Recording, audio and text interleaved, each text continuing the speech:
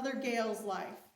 And I don't know if you remember when I shared it in Kids Mission Club, I think it was called. And, but they had compiled some various incidents in his life, and I think most of them are about answers to prayer. In 60 years of active ministry, Dr. Gale has given almost 40 of them to some form of missionary activity. During his work among our Native Americans, he earned the endearing title of Chief Hugs himself. But the church at large refers to him as Mr. Missions.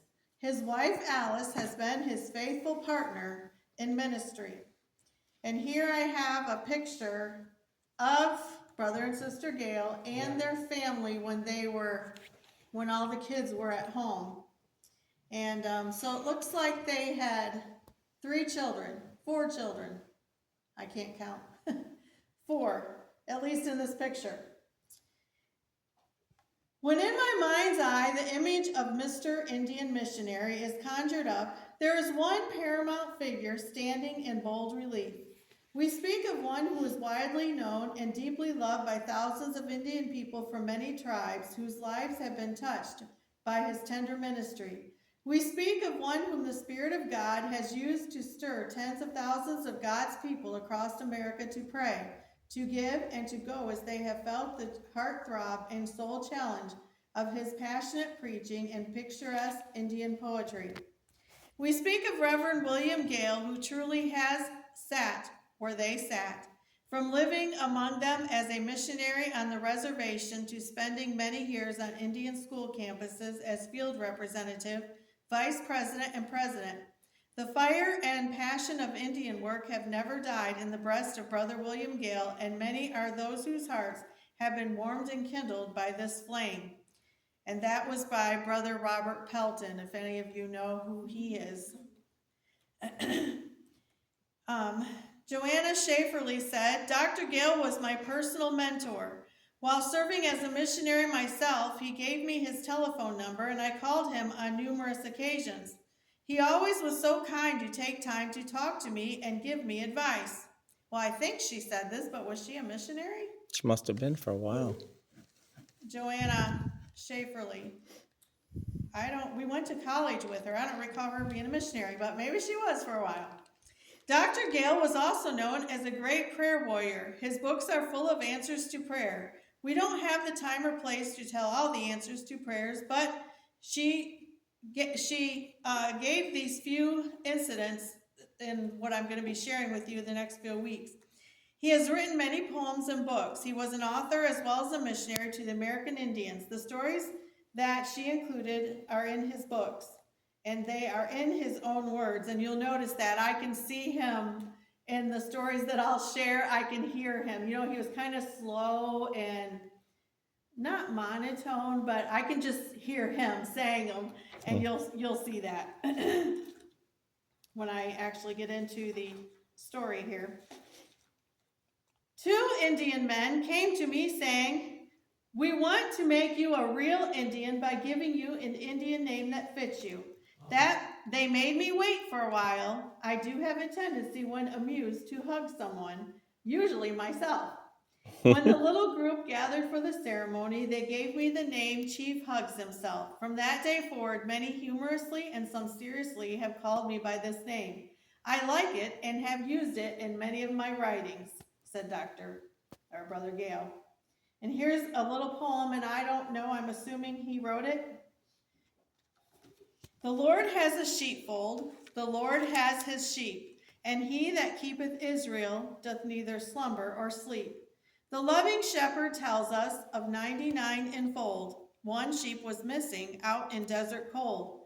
He left the little flock to look for that stray. He searched through the desert and mountain far away. Then happily he found it on that mountain track. He lifted it to his shoulder and brought it safely back. Jesus tells of the sinner who God's love has spurned, caused heaven great rejoicing when to the fold returned. 99 in the fold, one missing, could it be?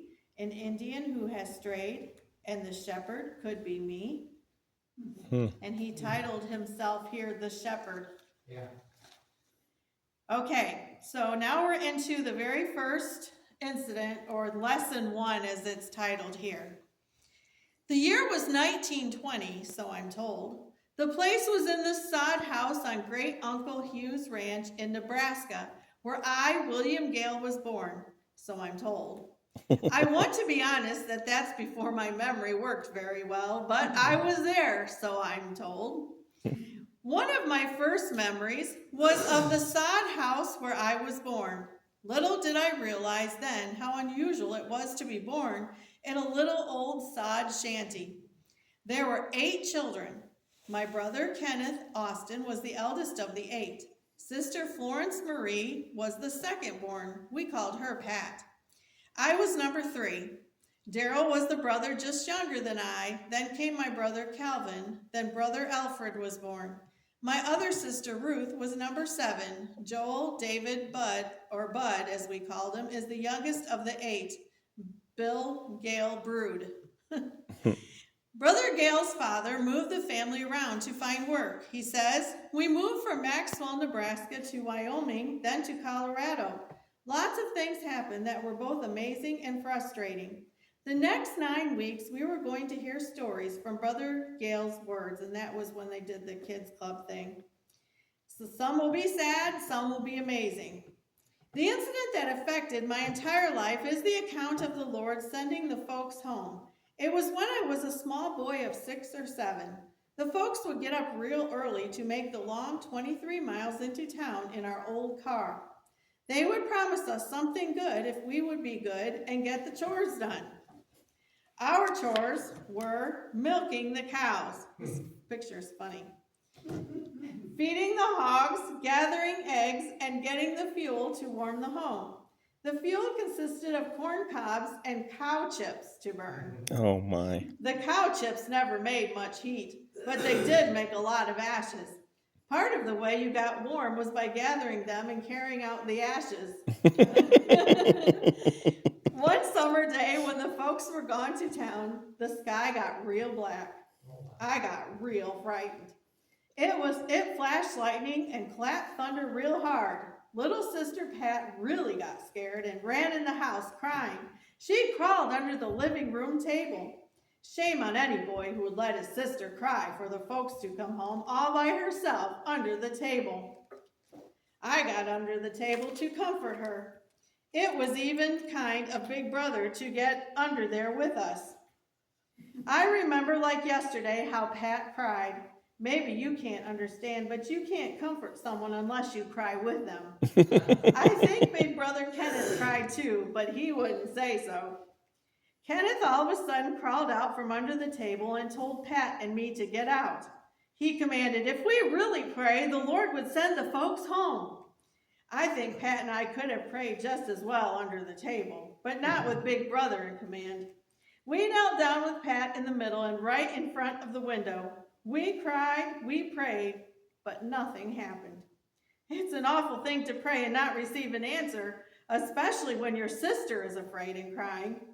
The lightning flashed all of a sudden. The clap of thunder really shook the house. You can't blame Pat for crawling under the table.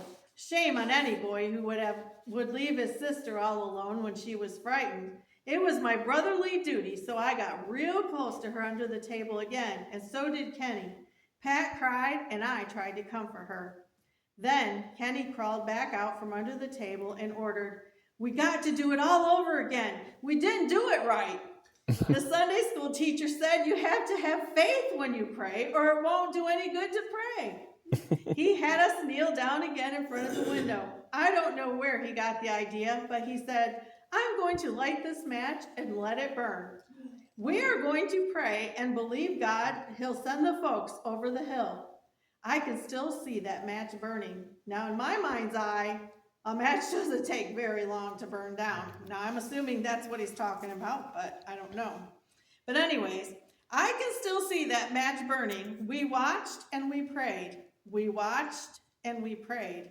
The match burned shorter and shorter. It was almost burned out when we spotted the lights of the old car coming up over the hill. I don't remember what happened to the storm. I am still amazed. I am still thrilled. I learned one of the dearest lessons of my life. If you believe God, if you have real faith, God will answer prayer. Amen. And I'm going to go on with our next one because some of these are very short. And this one is, so I will include it. Brother Gale was not a very nice boy before he got saved. He would get into all kinds of trouble. Each week we're going to talk about some of those adventures, and then also when he became an adult. One day my cousin and I were walking down 7th Street next to the railroad tracks. We were skipping rocks to see who could make the longest skip and also who could make a rock skip the most times. A man driving a new, shiny car came down the street. My cousin said, "Let's see if we can skip a stone under the car." Oh my. We threw at the same time. One stone made it, but one banged up under the car. I doubt if it damaged the car, but it did anger the driver. He made a fast turnaround in the street and took after us. We ran across lots, zigzagged up alleys, and down streets. He jumped curbs and drove as fast as he could. As he drove around the blocks, his tires screeched. I feel certain he would have run over us if he could have. When he turned to go around one more block, we came out behind him. He must not have seen us in his mirrors. It was prayer meeting night at the Nazarene church. I never ran so far and hard to go to church. We sat down quickly and started worshiping. We both watched and prayed. The church folk welcomed us. This was our first prayer meeting to attend. Someone asked, "Why did you boys come tonight?" We assured them that we felt like we wanted to come and pray. After I was 21, I ran the mile in 5 minutes. I had gotten some training that night. It was a turning point in my life. Speaking of a turning point in my life, the Nazarene church went together with the other district churches for the 4th of July picnic. My sister Pat asked me to go with her. I said, "That is something for sissies." She said, "We have lots of fun and the preachers play a game of baseball with the boys. You would like that." I said, "Sure, I do want to go." What a lovely day. What a lovely park. We had a great time. After a lovely picnic dinner, they arranged the benches for a service. I wanted to play another game of ball, but someone said we all attend the service. I do not remember what the sermon was about. When they sang an invitation song, I held on to the back of the bench ahead of me. 2 of the preachers came to invite me to seek the Lord. I started crying. With Pastor on one side of me and the Sunday school superintendent on the other, I knelt at the old park bench. While I knelt and prayed, someone started singing, "Oh, how I love Jesus." As they sang, I fell in love with Jesus. At times I have been up and down spiritually, but since that happy day, I have kept my love for Jesus. When we sing, "Oh, how I love Jesus," after nearly 70 years, tears of joy still find their way down my cheeks. Amen.